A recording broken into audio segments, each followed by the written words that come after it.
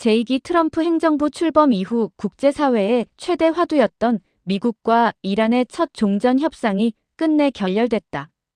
양국은 이틀간 파키스탄에서 마라톤 회담을 이어갔으나 호르무즈 해협, 통제권과 핵물질 처리 등 핵심 현안에서 강대강으로 맞서며 합의점 찾기에 실패했다. 특히 미국 측은 협상 결렬 직후 이란의 경제적 젖줄인 원유 수출을 물리적으로 차단하는 해상 봉쇄 가능성을 시사하면서 중동 정세는 한치 앞을 내다볼 수 없는 초긴장 상태로 급격히 냉각되고 있다. 벤스의 최후 통첩과 심리전 기다림 끝났다.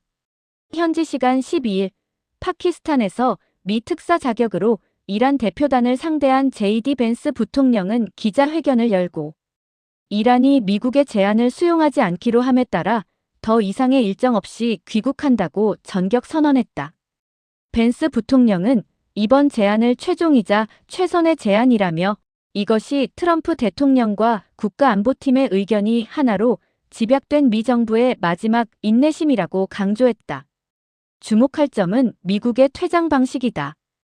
회담 직후 이란 관영 매체들이 협상이 하루 더 연장됐다고 보도하며 기대를 표명한 것과 달리 미국은 즉각적인 복귀를 선언했다. 이는 이란이 나름의 역제안을 던지고 미국의 검토를 기다리는 시점에 찬물을 끼얹음으로써 이란 측에 가해지는 심리적 타격을 극대화하려는 트럼프식 벼랑 끝 전술로 풀이된다. 벤스 부통령은 협상 과정에서 대통령과 실시간으로 수십 차례 소통했음을 강조하며 이번 결렬의 책임이 전적으로 이란의 비현실적 태도에 있음을 역설했다. 좁혀지지 않는 세 가지 평행선 해협 우라늄 동결 자산. 뉴욕타임스와 외신 보도를 종합하면 이번 협상의 결렬 원인은 크게 세 가지 쟁점으로 요약된다. 우선 호르무즈 해협이 재개방 문제다. 미국은 세계 에너지 공급의 동맥인 이곳을 즉각 조건 없이 열라고 압박했으나 이란은 이를 최종 평화 합의 이후에나 고려할 수 있는 최후의 보루로 남겨두려 했다. 둘째는 핵무기 제조 능력의 완전 무력화다. 미국은 이란이 보유한 60% 농축 우라늄 440 전량을 국외로 반출하거나 폐기할 것을 요구했다. 이에 대해 이란은 주권 사수를 외치며 미국의 요구를 과도한 야심과 탐욕이라고 규정하며 맞섰다. 마지막으로 이란은 이라크, 일본, 독일 등지에 묶여있는 약 270억 달러, 한화 약 37조 원 규모의 동결자산 해제와 전쟁 피해 배상을 요구했으나 미국은 이란의 실질적인 행동 변화 없이는 단 한 달러도 내줄 수 없다는 입장을 고수했다. 트럼프의 트럼프 카드, 해상 봉쇄 실현되나.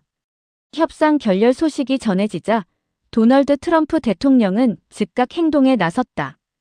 그는 자신의 SNS인 트루스 소셜을 통해 이란을 향한 폭언에 가까운 강경 메시지를 쏟아냈다. 트럼프 대통령은 이란의 해군과 공군, 미사일 및 드론 기지는 이미 괴멸되었다고 주장하며 이란의 군사적 위협이 이제는 사실상 소멸한 상태라고 호언했다. 특히 트럼프 대통령은 이란이 숙이지 않을 경우 대통령이 보유한 트럼프 카드는 해상 봉쇄라는 제목의 기사를 공유하며 향후 대응 방향을 시사했다. 이는 과거 베네수엘라의 마두로 정권을 압박할 때 사용했던 전술로 이란 해안을 미 해군이 완전히 차단해 원유 수출을 원천 봉쇄하는 시나리오다. 지금까지 미국은 국제유가 급등을 우려해 이란의 원유 수출을 일정 부분 묵인해왔으나 이제는 중국과 인도 등 이란산 원유 수입국들에 대한 외교적 압박까지 병행할 수도 있다는 카드를 꺼낸 셈이다. 군사적 충돌 우려 속 외교적 창구는 신란 유지. 현장의 긴장감은 무력 충돌 직전까지 치닫고 있다.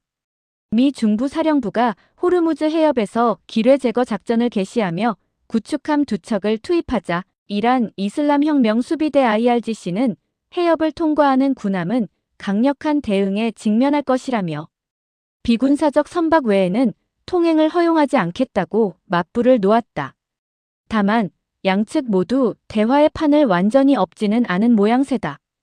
벤스 부통령은 미국의 제안은 여전히 유효하다며 이란의 전향적인 태도 변화를 촉구했고 이란 외교부 역시 외교는 결코 끝나지 않는다고 언급했다.